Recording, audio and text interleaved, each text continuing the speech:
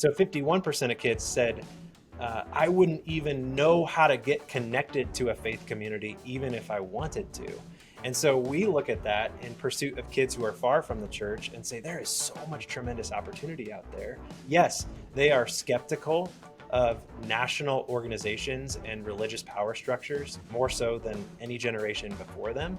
What they are looking for, what they're craving, especially coming out of 2019, 2020, 2021, what they're craving more than anything else are humble guides and trusted mentors. You may ask, what do younger generations think about leadership? Well, I'll raise you an even more important question. What do young leaders think about leadership? Youth for Christ President and CEO Jacob Bland gives us insight on both of those questions.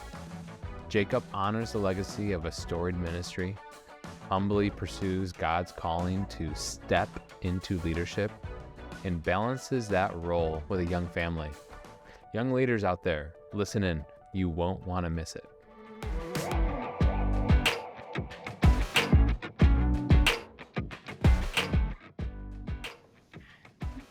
Well, Jake, welcome to the ECFA podcast. How are you? I'm well. Thanks, Michael. Thanks for the invitation. It's great to be here. Well, you bet. So this is the Behind the Seal podcast, where we're often kind of going behind the scenes at ECFA, behind the scenes in our ministries that we serve, Youth for Christ being one of them. And just laughing here before the recording, going behind the scenes a little bit for those who are listening. We have overcome so much in order to get this interview done. There's literally like fire trucks at your office right now. Yes, because there are. of a fire alarm. Yes, there are. And I'm hoping that they don't come barging in here, but we'll press on, right? In faithfulness. There you go. That would be a first on the ECFA podcast, but there's a first time for everything, right? Yeah. We'll cling and trust. There you go. There you go. Well, hey, we appreciate you so much, your leadership and longtime partnership with YFC as a charter member of ECFA, a ministry that has stood for integrity and accountability, and just knowing you too and your leadership. I know those are passion points for you. So thanks so much for being part of this season of the podcast where we're focusing some conversations around leadership, integrity, and healthy leadership. So good to have you. Yeah, I'm really glad to be here, honored, and I've loved the conversations with you that have led to this point. So thanks for your leadership and what you do as well. Well, you bet. Well, let's jump right in. And many of those listening, they may not know or be familiar with this, but how many ministries can claim that Billy Graham was the first staff member of your organization? So talk about a legacy of integrity. My goodness, you all have a unique claim there, don't you? It's kind of fun that you would start there. I'll tell you, I walk by into this office every day. There's a huge canvas of Billy Graham right outside my office, standing at a Youth for Christ podium. And someone reminded me of that legacy the other day. They were joking, of course, but they said, Jake, someday you are going to die and you're going to have to face Billy Graham. You're going to have to be held accountable to Billy. And of course they were joking, but obviously an incredible legacy of faithfulness and stewardship from the very beginning in Youth for Christ, and one that we love, respect, look up to in so many ways, speak about often. And I think his leadership from the very beginning has made its way into our mission today. When I look at even the cultural attributes that we have today, it's been influenced largely by those early years in the mid-1940s when troops were coming back from World War II, and they had a passion for reaching young men and women who were desperately in need of hope of the gospel. That's the mission today, just like it was then. Mm-hmm. No, that's awesome. Well, we honor that just right alongside you. And tell us a little bit more about that, Jake. How does that legacy of integrity even continue on to this day in the ministry at Youth for Christ? Well, I think about the cultural attributes that we have in place. And so, these are written, these are talked about, these are taught. Christ-centeredness is the banner cultural attribute that all of our attributes fly under. There are others, of course. We talk about what Christ-centeredness means in terms of leadership across Youth for Christ. Well, we want to be leaders who lead with enduring humility, for example, leaders who lead with courageous faithfulness, relentless trust. That's not a complete list, but those concepts then fly under this banner of Christ-centeredness. And I think that that's inspired all the way from the beginning. That's the leadership that was modeled in the mid 40s, and that's who we want to be as Christ-centered leaders today in 2023. I also think that you see it, Michael, at the board level. This is a national board that's gathered, that's good and godly, and they set the tone. It was my predecessor who reminded me when I stepped into this role. He said, never forget, they love you, but they love the mission more. And That's that good. is true when I think about our national board. They love me, but they love the mission more. And that's what they're in place. That's what I'm in place as a trustee to steward and guard. So you see that play out in all across our mission, whether it's corporate prayer, times of worship, times of public reading of scripture together, taking communion together, partaking in communion. These are practices that are in place at all of our meetings and gatherings and conferences so that we remain focused on being Christ-centered leaders through whom God might use to reach 1 million kids or more. And that's the idea. So, I think another way it plays out, Michael, is we don't actually have a founder culture in Youth for Christ. And I know a lot of organizations do, and I can't imagine how difficult that might be to pivot out of a founder culture or to succeed in a founder culture. But you mentioned Billy Graham as our first employee. He's not our founder. There were a group of men who were compelled by the Holy Spirit to launch this ministry called Youth for Christ. He just happens to be one of those that we remember most vividly, of course, because of what he went on to do for the kingdom. But we don't have that founder culture that we're trying to navigate. And we've got lots of distributed authority on purpose. We're a grassroots, field-led, locally led organization. And so we've got accountability structures in place where those local leaders actually form a governing body called the Council of Delegates in Youth for Christ, which if we're a for-profit, you might say it's employee-owned. That's a very similar structure to what we enjoy at Youth for Christ, where our local field leaders actually play a role in governing and stewarding the mission alongside the National Board of Trustees. So those are some ways that I think from the very beginning, this 79-year-old organization has been set up to be governed with relentless trust. Oh, that's super helpful. And I want to dig into something too that you said, Jake, which was just around humility.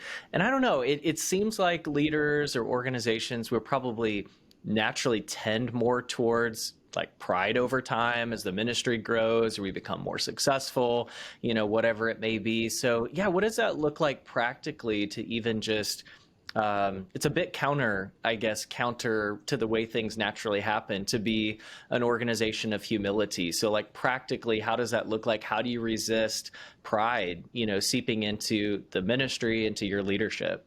Yeah, well, I think that's a great question. And I think leading in an organization that does feel locally led, in some ways locally governed, they have lots of ways of keeping a national leader humble. This again, it's not a founder culture. It's not a top-down structure in how Youth for Christ is organized. And I think that's part of the design that's really important. But I think just in general, we can resist this Christian celebrity culture. Just look at the word. I mean, Psalm 115, verse 1, not to us, O Lord, not to us, but to your name be the glory because of your love and because of your faithfulness. I quoted that verse when I was announced as the new president and CEO of Youth for Christ, because I don't want this next era to be about me. My predecessor didn't either. So we don't have a built-in Christian celebrity kind of a culture here at Youth for Christ, and I think that's so important. We're looking at a project here coming up where we have an opportunity to film some content and put it out there for the world to see. And someone said, well, Jake, you need to be up there in the front and make sure that you're the bookend of this. And I said, I don't think so. We have young, vibrant, diverse leaders across this mission.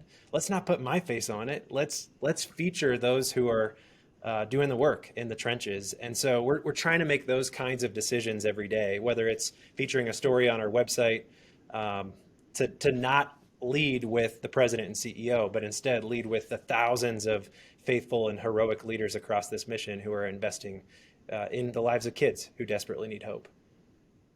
Well, I just applaud that. I think that's great. I know that's not what you're looking for, but I Yeah, do just affirm that. I think that's a wonderful example. And, too, for those who are listening and maybe don't know your full story, but I'd say in a lot of ways you kind of grew up in a sense, like in this YFC culture. And, you've been part of the ministry for multiple decades, which being your age, that's kind of a significant thing to say. But I'd just be kind of curious even to hear a little bit more about how this culture that you were kind of part of, like how did that influence your leadership, how you have even kind of assumed the role that you're in now? How did those experiences impact you when you were either volunteering or on staff at yeah, YFC?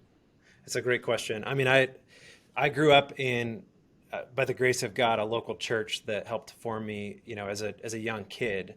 But make no mistake, my experiences with YFC played a significant role in my own spiritual journey and walk with Christ through middle school and high school. My grandmother came to Christ at a Youth for Christ, a Billy Graham rally. Hmm. My dad was drugged by my mom to a YFC meeting in the 1970s where he met Christ. So I think about the debt of gratitude that I owe to this mission. For me personally, I left a software background. I thought I was going to write code for the rest of my life.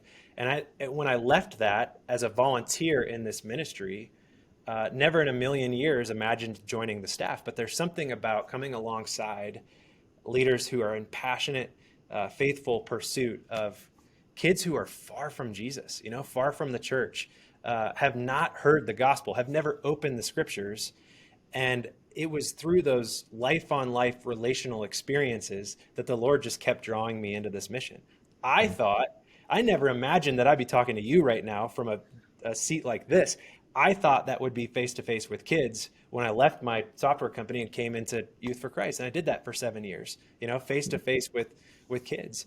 And so the Lord has these ways of introducing twists and turns along the way that you don't see coming. And a move to the national office was like that for me. Increasing roles and responsibility were like that for me. Certainly this role was like that for me, never imagined.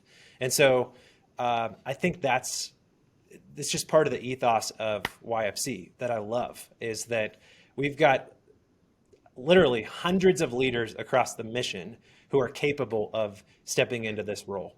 And that reminds you every day that I'm not special. This is a stewardship. It was like most geriatric millennials. I listened to the Catalyst podcast when I was mowing my lawn, as a college student. I had those moments too. My Yeah, goodness. right.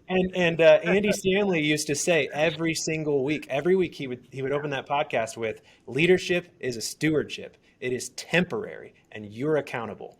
And I think that mantra has just been preached to us over and over again, and we need to take it seriously. So that's sort of the heart and posture in which I enter in. Wow, that's awesome. Gosh. Yeah, I'm hearing that playback. As you were saying that, I'm just hearing that playback in my mind. That's too funny. Well, I speaking don't of say it with as much conviction as he did, but it's in the heart. So You're close. You're close. No, I'm thinking too, just along the lines of generations, and even the generation that you're ministering to now, that's up and coming, and just around. We've had a lot of conversations with different leaders about this topic of leadership integrity and healthy leadership, but specifically from your vantage point, because you guys are in the trenches, you're up close and personal. Like, I would love to hear from you too, just what you're seeing in this next generation, and how they see the importance of healthy leadership. What does that look like to them? So, Michael, I am so encouraged about Gen Z. Do not believe any of the negative press that you read about Gen Z. I know there are researchers out there that are more hopeful than others, but when we in Youth for Christ look at Gen Z, we are so filled with hope. This is a generation that loves beauty, that loves authenticity. And I tell you what, those are the kinds of things that we can work with in Youth for Christ. We love young people. We want to see the hearts of the body of Christ turned towards the next generation, to actually believe in our nation's young people, to invest in them. And we want to be a part of catalyzing those gospel movements everywhere in cities with and for young people. And so I won't bore you. I could throw statistics at you all day, but there was a study that was done that said twice as many kids in Gen Z believe in a higher power's existence than doubt it. 51% Wow. said, I know, isn't that so? 51% of kids said, I wouldn't even know how to get connected to a faith community, even if I wanted to. And so we look at that in pursuit of kids who are far from the church and say, there is so much tremendous opportunity out there. Yes, they are skeptical of national organizations and religious power structures, more so than any generation before them. But like my friend Dr. Josh Packard says, what they are looking for, what they're craving, especially coming out of 2019, 2020, 2021, what they're craving more than anything else are humble guides and trusted mentors. And that Hmm. was really a finding that emerged through their qualitative study. It depends on which researcher you read. You could look at Fuller. They're saying kids need identity, purpose, belonging.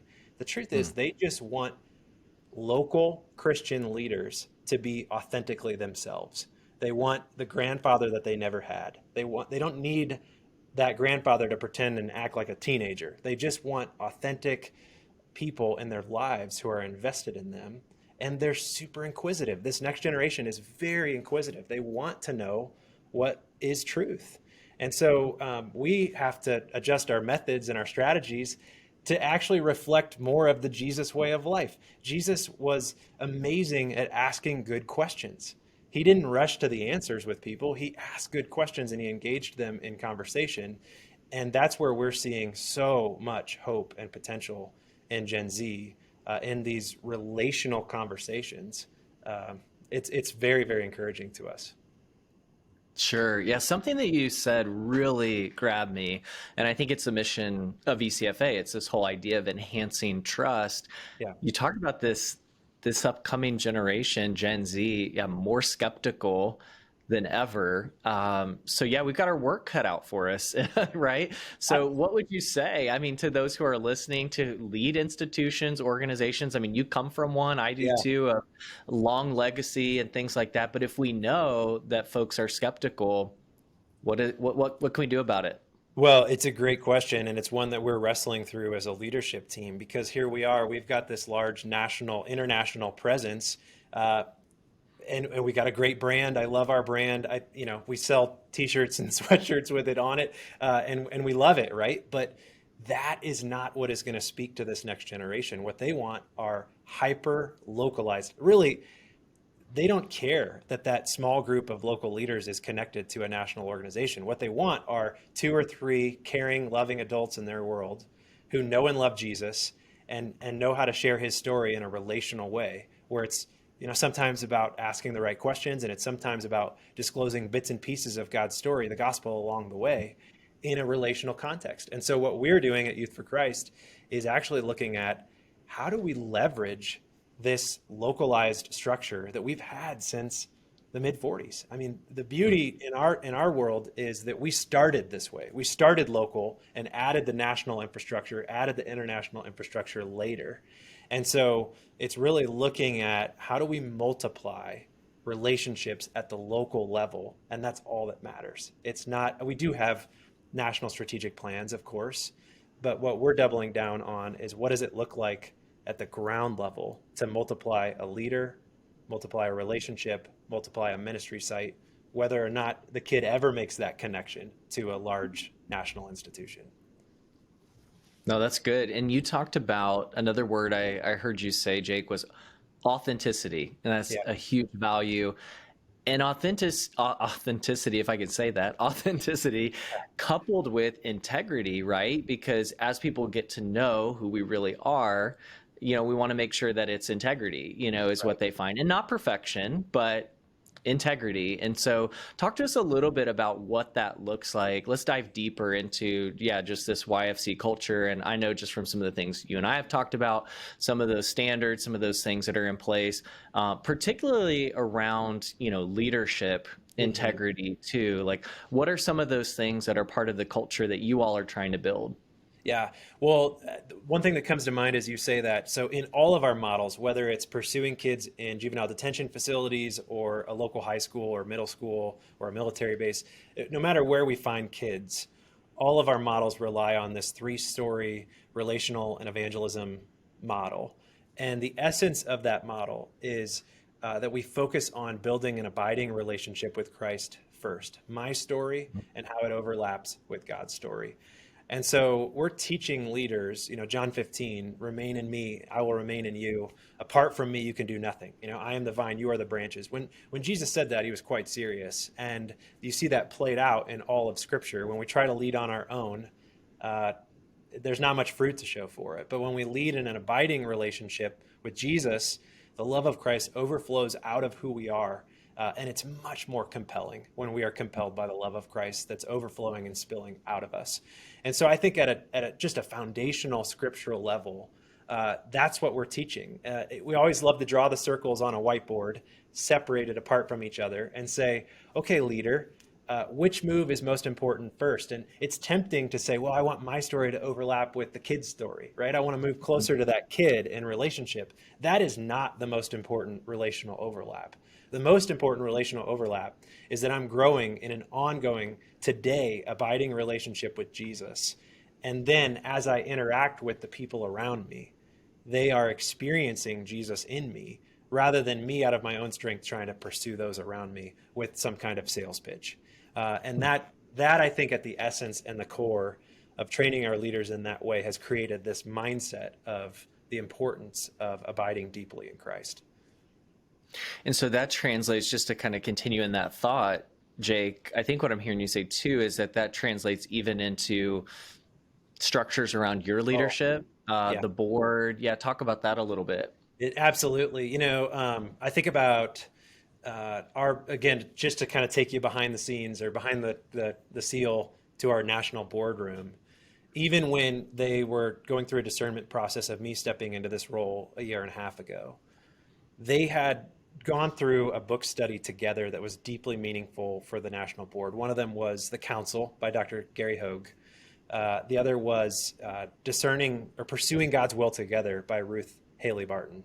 And those two books really set the conditions for the national board to say we are a culture of humility and prayer. And yes, they engaged an outside search firm and they went through all the right procedures and processes. But I think that tone, that culture is what then manifests in procedures and policies. We could talk about procedures and policies all day, but you and I both know you could write a statement that looks good on paper that no one actually in their heart wants to align with. And I think it's the board's, from the top down, it's their hard work. They've done the deep heart work around how do we build a culture of abiding, faithfulness, humility, prayer, so that our policies are simply a reflection of that heart work that's been done. Yeah, there's so many things that come to mind just as you talk about that. But I think one that I'll go down this trail is, what did that mean to you, as a leader stepping into this space, to know like that's the kind of board that you were going to be working with, that they would have that kind of care for you, honestly, in your relationship with Christ, and to support your relationship with the Lord and all those things. What did that feel like for you stepping in? Yeah, I had some tough questions coming in, because remember, this was a surprise for me. I didn't anticipate even applying for this role. And I know that when they went out and got the search firm, they had over 200 candidates, and there were some friends inside the organization that had sort of nudged me and said, we think you should apply. We went through some. You talk about what was that engagement like with the board. It was a bit of a roller coaster through the process, because imagine this. Some of us got through our first round interviews and then COVID hit and they paused the process. And I was sort of like trying to figure out, did I say something wrong? What are they trying to reset and start over? What's the deal here? I see the wisdom in it now of pausing a search process in the middle of the pandemic. But what I remember in those moments is being called enough to apply for the role, but feeling like that calling would have to be confirmed through those that I was interacting with. I really needed them to confirm the call. And so they did that throughout the process. I mean, I asked some hard questions around personal, how they were going to care for we have young kids at home, 5 and 7. How's that going to work? That's not been tried before, at least in our context. And so I could go into that more specifically, but I'll just tell you from start to finish, that board demonstrated that posture of faithfulness. When they got down to their final interviews, their final round, our board chair, in his wisdom, as they had interviewed the last couple candidates, said, I don't want anybody to speak to each other about your impressions right now. We just want to pray. And we're going to pray for 24 hours. Do not speak to another trustee.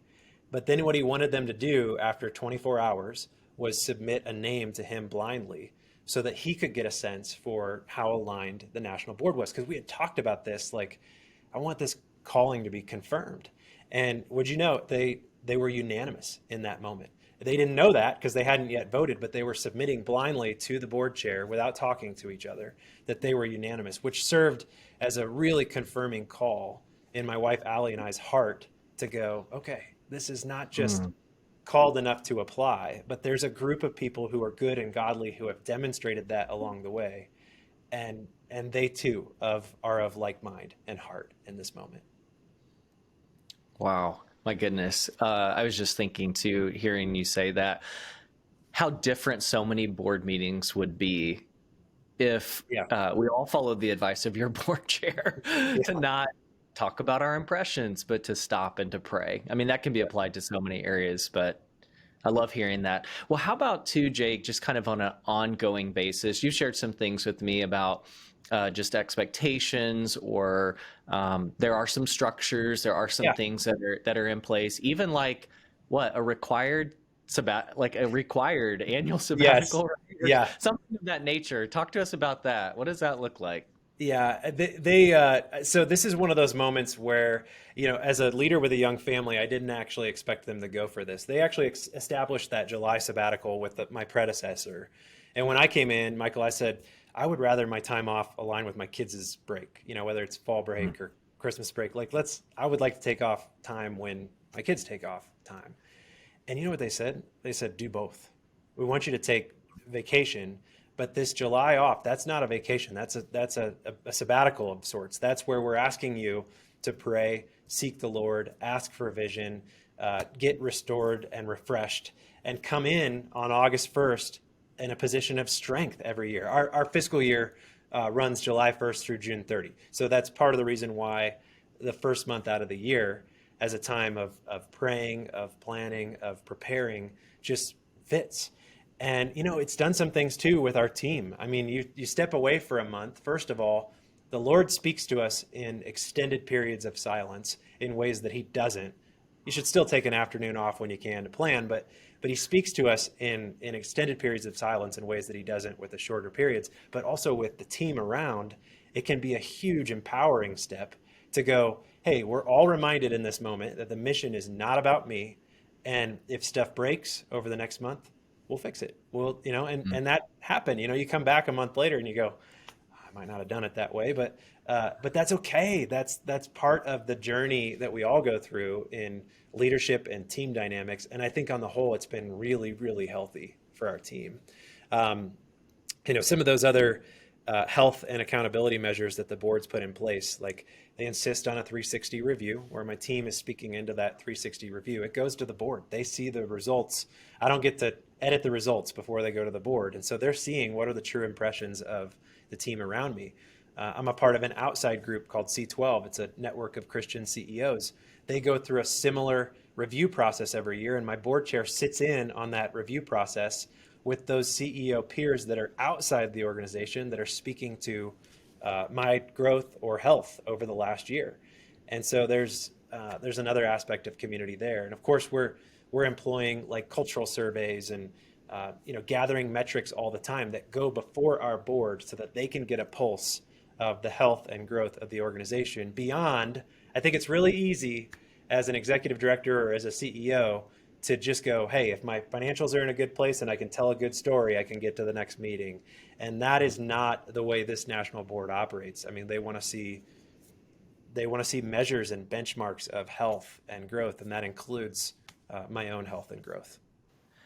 Well, Jake, I'm obviously a huge believer in everything that you just said. I don't doubt it for a minute, but I know there's probably some people who are listening that maybe are a little bit skeptical about some of the things, that you shared, and even like, oh my goodness, if I were to take a month away, what would that look like? And some of those times off with family throughout the year and all, like, does the ministry suffer in terms of productivity and things like that? Just speak to us based on your lived experience and what you've seen. Talk to those skeptics.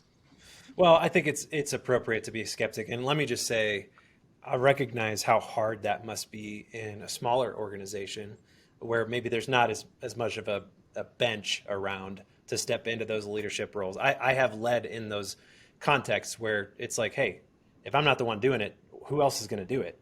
And so I can resonate with what that might feel like. But and it's funny, when I first joined this C12 group, I remember saying to the C12 chair, what is the optimal number of days outside the office? Because I'm skeptical. They want a full day every single month out of the office to go through their curriculum, to meet together with other CEOs. And that just felt way too extreme and extravagant to me. But Michael, my wife would tell you, when I come home from those days of stepping outside working on the organization instead of inside the organization, I'm on fire. I mean, I am, my soul is charged up, my spirit. So I come back in. This isn't about the number of hours that you're putting in. This is about, I had a CEO friend one time who said, really the role of the CEO is to make a handful of good decisions every year. That's it. Make a handful of good decisions every year. And I think it's through this process of getting away, getting alone, quiet, intimate with the Father. Jesus modeled this, that we really come back and lead with the best of who we can be, allowing the Spirit to flow through us. And so there are little practices that I put in place too, Michael. Like, I'm pretty fierce on, I don't like to do email in the weekend or in the evenings. It's a no email over the weekends, certainly not on Sunday. And even trying out this practice, we've all got these devices in our pocket. I turn off the data from Saturday evening to Sunday evening every weekend. All the thing does is make and receive phone calls. That's it. It doesn't, you can't browse the web. It's the little practices like that I think align us to these ancient practices of Jewish people, of Christians. And we've lost some of that. We thought that technology would somehow give us more margin, and all we've done is fill it, and we're not better for it. And so it's my conviction that we need to return to some of those healthy practices, and one of them is to step away. I'll say one more thing. YFC allows for a sabbatical every 7 years, and I skipped my first one, and I look back on that now. I didn't take my first sabbatical until 14 years in, and I look back on that not with gratitude, or I'm not impressed with myself. I'm actually not shame. God wouldn't want us to live in a place of shame, but a lesson learned, right? I thought too highly of myself 7 years in and the role that I played in ministry. And I was convinced that I was the linchpin, that I was too important to step away. And that was not true 14 years in. 14 years in, I was in you could argue, a more significant role in the organization, but it's fine. We're still here. The Lord is the one who's doing the work, and he uses us to do it. And so it's a healthier perspective, I think, to take the time to step away. No, you're exactly right. It comes back to something you shared earlier too, which is humility. There is a healthy amount of humility in everything you just said, and to think like, we don't have too high of a view of ourselves to think we should do exactly what Jesus did and he modeled and all those things. Hey, one more skeptic, type question. Fun. And that is, thank you. Going back to also just this idea of like 360 reviews, a very high level of accountability, transparency with the board. I think there might be some leaders out there that could feel a little uncomfortable with that, or just this feels a little bit intrusive, or even maybe it's not even the 360s. Maybe it's some of the other areas that you've embraced, and the criticism might be, is that going too far? Like, is that the board going too far? Are they getting a little too intrusive into personal life or leadership and things of that nature? Talk to us about that and just kind of what you've seen. Yeah, it's a great question. what I was thinking about while you were saying that is those are not actually the moments that feel the most invasive. Uh, the one that feels even more invasive than that, we've deployed this Q&A strategy with our local chapters across the country, where they can ask me any question they want, and I have no idea what question's coming next. So it could be, what'd you have for breakfast, or it could be, why did you make that decision on that policy that we don't like as a local chapter. And so in 2 weeks, I'll be on a stage with all of our executive leaders across the mission who have fair game to ask any question they want to ask about the direction and the vision of YFC. That is an intimidating environment because, again, I'm with hundreds of leaders who could do this job as well, if not better than I can. I'll tell you, it's definitely enhanced the mission. I think it does take personal sacrifice in order to go there. That's very real, but there's no question that it enhances the mission's effectiveness. My predecessor used to say that when his head hit the pillow, it was the mission that kept him up at night. You might think it was a staffing concern or a budget or a fundraising concern. And I remember scratching my head on that, thinking, those seem like the weighty issues, right, that a president or a CEO would be dealing with. But I get it now. I mean, when you're charged with stewarding a mission, it should be the mission that keeps us up at night. And we should want to, as effectively as possible, steward and leverage everything that God's given us to advance that mission. And so it's opening yourself up to these kinds of invasive practices that are selflessly advancing the mission. Someday, a friend of mine said that they should put interim in front of all of our titles. Sure. I'm the interim president and CEO of Youth for Christ. Yeah. And someday the board will discern that that's not me. And in those moments, will have to cling and trust that it's because they love the mission more. They love you, but they love the mission more. And I think that's the mantra that we should all carry when opening ourselves up to what feels like invasive practices like that. Yeah, thank you so much. Thanks for unpacking those points. I hope everybody who's listening embraces and believes, those points. They'd be better for it. That's for sure. One other thought, just in this space of interaction, for you as a leader and along with the board, sounds like you have a phenomenal board. And I don't know, maybe this is a board chair question. We should, have the board chair on to be able to answer. Great. Okay. Yeah. But speak, from your experience too, I think one thing that sounds so key in your story is this incredible board that had gone through their own discipleship process, their own being with the Lord, just all of those things. What is in place to make sure there's good continuity with that? Because, in the board chair roles, in most ministries, there is rotation, there's terms and all those things. What's kind of in the culture there to make sure that continues? Because I think that's key to continued health. Yes, it's a great question. And, this board has been together for a long time. And that is actually one of the questions that I asked in my interview process, was understanding if they had thoughtfully considered how the board will turn over time.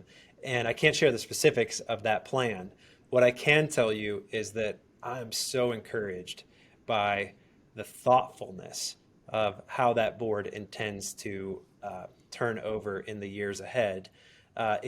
So whether it's a trustee development committee on the national board that's really building a matrix of the profile of the board that's needed, looking at gaps that we have in the makeup of the board, considering candidates that would be strong candidates, going slow to discern who these candidates are as people, as believers, as followers of Christ, but then the thoughtful rotation to ensure that it's not some mass exodus from the national board. I mean, there is a thoughtful plan in place to ensure that takes place over a period of time. And I'm really grateful for it. I can't claim credit for its construction, but I am impressed with it. Yeah, same here. Very encouraged by that. Well, shifting gears too, just a little bit, one thing too, Jake, if you don't mind sharing, would love to hear a little bit too, just about what do you see as the impact on your family, as you think about the way things have been structured and set up, and, certainly carry a lot of responsibility, but it sounds like you have not only an accountable, but also a very supportive dynamic with the board. And you've also put up some guardrails, even just on very practical things like the amount of time you spend outside the office and all. Do you mind sharing just a little bit, like what's that been like for your wife, for your kids, how they responded to some of that? Sure. I'll tell you that I got to give a couple shout outs here. Before I accepted this role, I had a conversation with Tom Lynn, who's the president of InterVarsity, and he has done this well with a young family. And Tom helped me understand, some of these parameters that need to be in place, and I was really, really grateful for that. Another one, Peter Greer. I didn't speak with Peter directly, but I spoke with the team around him that has helped to install some of those practices so that he can succeed as a healthy and balanced leader with guardrails. For us personally, what adds to this challenge is we have a child with special needs. And so, by the way, that is the most joy-filled and challenging aspect of our journey. It's the hardest part of my day is not leading Youth for Christ. It's finding the right ways to lead our family well. And so in talking with leaders who are in similar situations, there are some practices that we put in place. One, a simple, easy one, is I asked the board if they would be willing to put a cap on the number of nights away per year. So I count a night away as, did I get to eat dinner with my kids and did I get to put them to bed? And if I didn't, for whatever reason, whether I'm hosting a team in town or whether I'm traveling, that counts as a night away. And so we put a cap on the number of nights away. And I really didn't think that the board would go for it, but they did. And so it's been really an amazement that they are willing to hold me accountable to that. The other one is, in my world, it works best if the work days start really early and they're scheduled really, really tight. The days are scheduled really, really tight. I have an amazing executive assistant who gets all of those values and orchestrates it so well. But then when I'm in town, when I'm not on a trip, I am out of this office early in the afternoon to go pick up my kids in town from school every single day that I'm in town. And that's made a huge difference. Start early, leave early. Now, I will say that can frustrate all kinds of leaders around because they'll contact my assistant and they'll say, when's he available for a 20-minute conversation? And she'll say, well, it's several weeks or, a couple months out. And that can be shocking. People can say, well, you don't have any margin. Well, the fact is you're building in the margin on purpose and the boundaries on purpose, which actually is counterintuitive, right? It makes it feel like there is no margin. But the truth is you've built all those rules so that you can honor the people that you love the most around you. And so those kinds of practices in place have helped, whether it's no emails on the weekends, never an email on Sundays, it's not legalistic. It's a labor of love to set those boundaries for a family that deserves our very best focus and attention. For sure. Yeah. So much respect for that. I think that helps so many people who are listening. Jake, I know you got to run. Speaking of time, speaking of margin, you're probably running to your next thing. Yes. I do want to ask you before you go, just, again, you're an incredible leader. You work with this next generation. You're seeing into the future, I believe. What do you see as the greatest challenge looking forward for leaders? That is a great question. I think I would answer by saying unity. So when Jesus prayed for in John 17 for unity, that's the Lord's Prayer, right?